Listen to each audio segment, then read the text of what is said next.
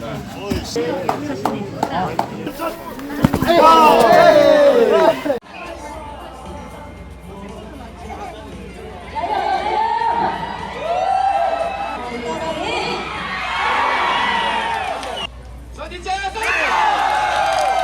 up, everybody? This is me, Vincent Zeng, the Wandering Warrior, and today I want to share with you guys my first experiences with Taiwan's indigenous wrestling. You guys know me outside of Kung Fu and Mongolian wrestling. I'm really into various indigenous warrior traditions, and so I had to go to Hualien. There on the east side of Taiwan, that's 27% indigenous. I met up with Coach Utay, who runs the fighting tribe or Gedou Buluo gyms, one in Hualien and one in Taichung. Had a great time clinch fighting as well as sharing Mongolian wrestling. I think the people there really liked it, and honestly, I really like the vibe there at their gym. Great people to work with. So with that kind of rapport, when Utay, being such a man of the culture, let me know that he was hosting an indigenous wrestling event, you know I had to be there. Now, the guest instructor for this event was Coach Hong Yinghua. He himself is a highly skilled wrestler in the Western tradition and teaches wrestling classes in Taichung. He'll be opening up his own wrestling hall pretty soon. What we're seeing today is a tradition that has existed for a long time in Taiwan, but also has some amount of Japanese sumo influence and is the modern iteration of a traditional wrestling culture that is now being promoted amongst Taiwan's Austronesian indigenous communities. Nowadays, most participants actually come from wrestling or judo. 可以放掉一只手，这样去抓，但是你不可以同时放掉两只手，这样放开，这样是放开，懂我意思吧？有些人是偏左手，他可以去继续换手技巧，还有的防卫，懂我意思吧？还有一个防卫，所以你可以去手抓，想要放左边，右手去抓着，放掉，这样可以，但是不可以放掉。 不可以，裁判会先警告一次，会警告一次。这边好，那第二个怎么得分？来，一样，三点着地，脚跟手。如果说我把它拉下来，它膝盖会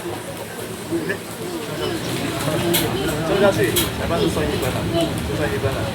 那第二个，他的手，如果拉下来，他是手摸地，碰到地板，这样也算1分。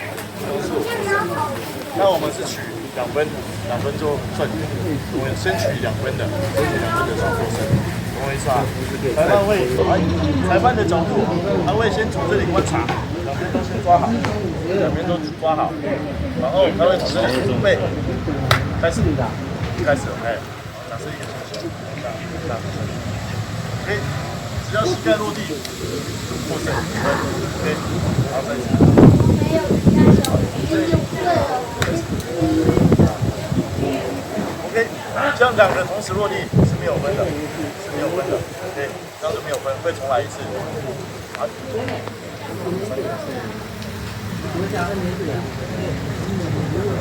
好，第3个得分方式。哎，对，好，出界，只要推出去，我们那个圆圈要沙子。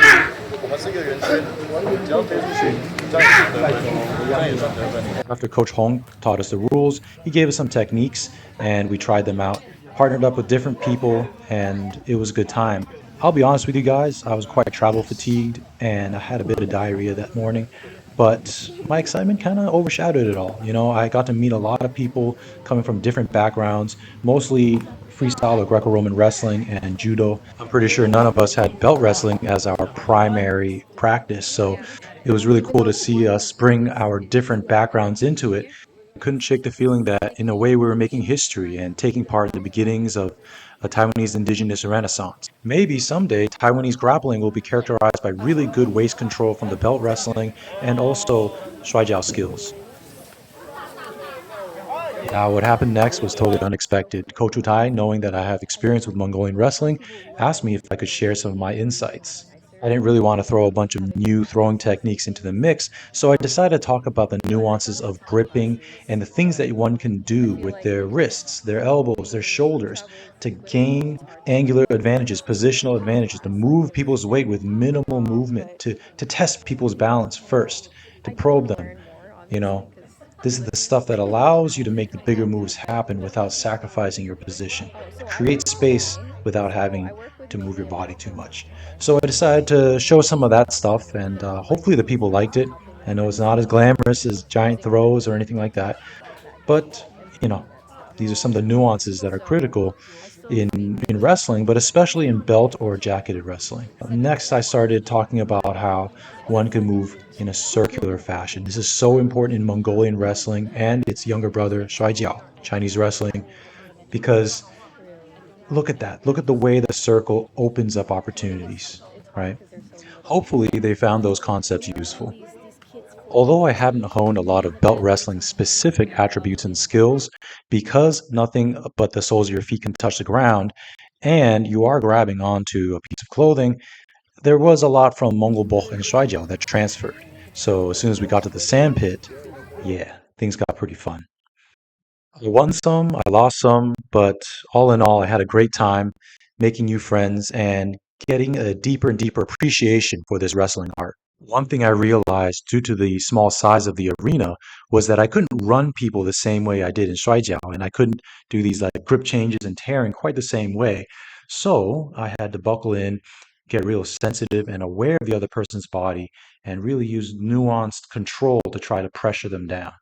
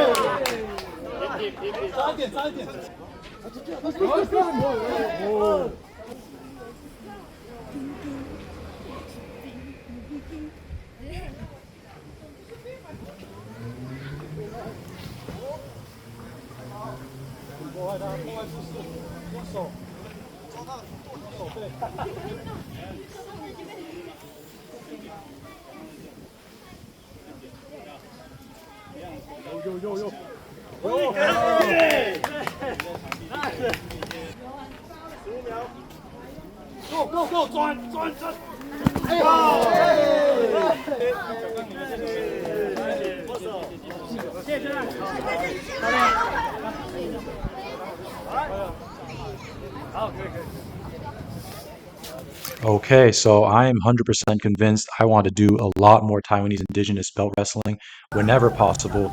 And yeah, this was kind of weird. I wasn't expecting it, but your boy ended up in the background of a local rapper's music video. So I guess we can look forward to that. Towards the end of the event, Coach Utay asked me if I had brought my Shuaijiao slash Mongol Bokh jackets.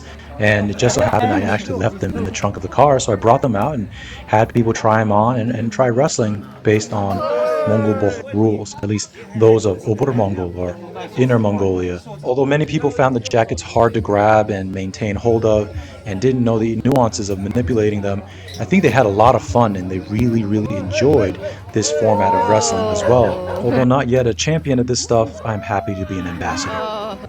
I sparred a little bit with this young wrestler, Yang Entie. This was actually my favorite sparring that day, although I had better control early on. As soon as I let up on the pressure, bang, he would get me. Although I was thrown, I was pretty happy because I talked to him afterwards and plugged some holes in my game. Really looking forward to the rest of his wrestling career. And speaking of that, I took a moment to speak to the coach, and we had some really good talks about traditional wrestling and Shuaijiao, Mongol Bokh, and I think there's going to be a lot of healthy interest in it moving forward. And of course, had to end the night with some good local food, good local vibes, with some good people. All I know now is I really want to do more belt wrestling, and thank you guys for joining me on my journey. I salute yours. Peace.